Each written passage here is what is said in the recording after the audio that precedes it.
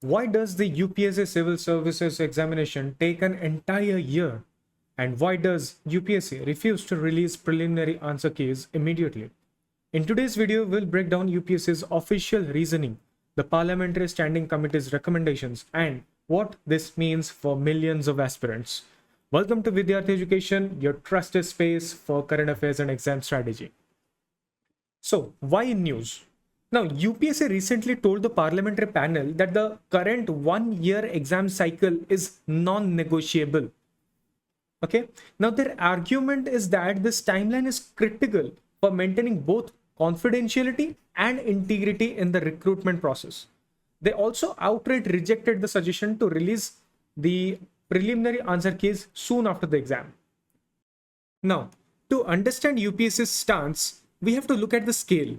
In 2023, prelims were conducted in 79 centers across 2,538 venues, with over 10.27 lakh candidates appearing this exam.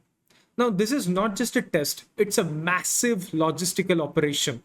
It's the largest recruitment exam in India, we can say in the whole world. Now, what is the evaluation challenge? Now, after prelims comes mains. And here's where time pressure really shows. We are talking about 1.2 lakh descriptive answer sheets, each of which needs to be evaluated by subject experts. Now, the evaluation itself takes more than 2 months, even before moderation and standardization is done. Not to forget, each answer sheet, each script is about 20 to 25 pages long, with subjective marking, making it impossible to speed check without risking unfair marking. Now about the current answer key policy. Now, UPSC currently releases the preliminary answer keys only after the entire exam cycle is complete. Now, candidates do have the option to challenge the specific questions through the QPRep Portal after the prelims, but they do not get the full key until much later.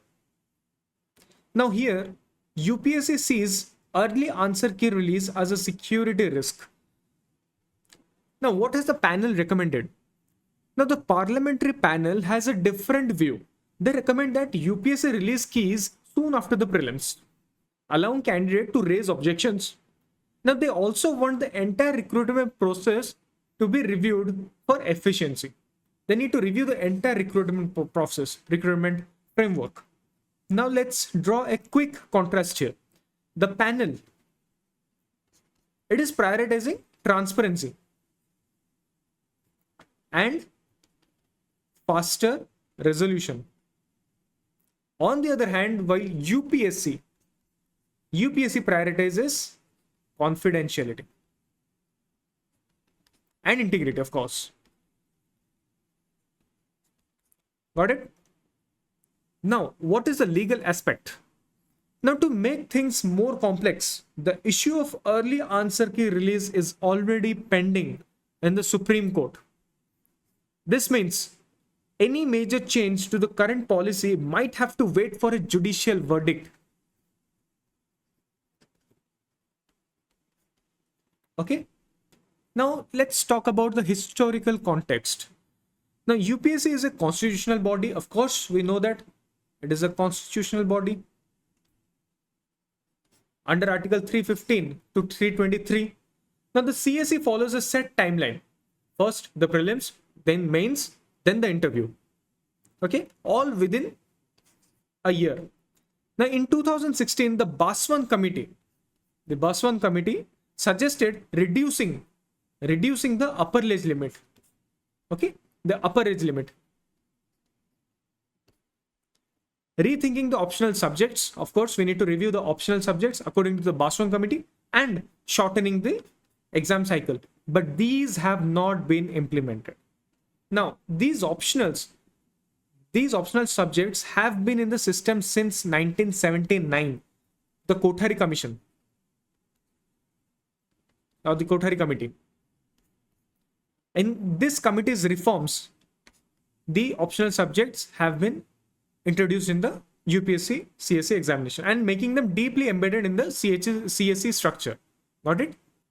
Now, why UPSC says no to all these recommendations and suggestions?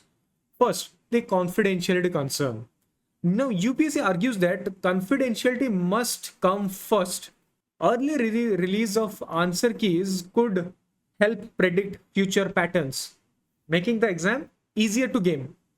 Okay, on top of that, evaluating descriptive answers at this scale takes time, and UPSC believes that process is already running as efficiently as possible. Okay, once the question paper setting trends are exposed, coaching centers might reverse engineer them, affecting the fairness. Okay, now what does the panel demands? Now the panel, however, insists on implementing the Baswan Committee reforms to cut the absenteeism. What is absenteeism? People fill the forms, they prepare, and on the D-Day, they decide not to give the exam.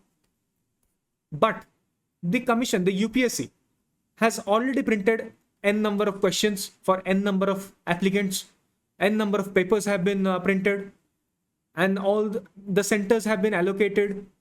More number of seats go, if most number of seats go vacant, the logistical expenses rise, all go into waste. Okay, now if we talk about the absenteeism in the prelims, it can go as high as 50%. Now in the previous slides I have told ki there are 10.27 lakh applicants on an average. Now if 50% do not appear in the exam, it comes around to 5 lakh. Now 5 lakh seats, 5 lakh printed question papers, 5 lakh other logistic expenses have gone into waste. So they need to reduce the absenteeism according to the panel. Also review whether the optional subjects are still relevant. If the optional subjects are still relevant, and streamline the schedule, of course. Okay, now these were the panel's demands. Now what is the significance? Now this is essentially a clash of priorities. Efficiency versus integrity. Transparency versus confidentiality. The parliamentary panel pushes for quicker, more open processes. UPSC prefers slower but more secure systems. Okay, let's take an example. In competitive sports, okay, instant transparency is possible because the results are objective. But in subjective examinations, UPSC, subjective examination, this becomes trickier. It is difficult to fasten the process, to quicken the process. Okay. Now let's look at some prelims pointers. For prelims, remember, Article 320 defines the UPSC's functions, like the QPRep Portal is for the raising of doubts post-exam, and the Baswan Committee's suggestions are often asked in the exam questions. So we need to keep these two in mind. So how do we conclude? In short, UPSC values integrity over speed. Okay, whether reforms like those from the Baswan Committee will be implemented remains to be seen. But for now, aspirants must prepare for a full year cycle and build patience into their preparation strategy.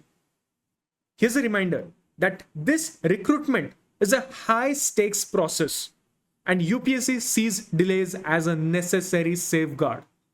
So this was all for today's video. If you found this breakdown helpful, subscribe to Vidyarthee Education and follow us for more detailed exam-oriented current affairs. See you in the next video. Till then, keep learning and stay curious.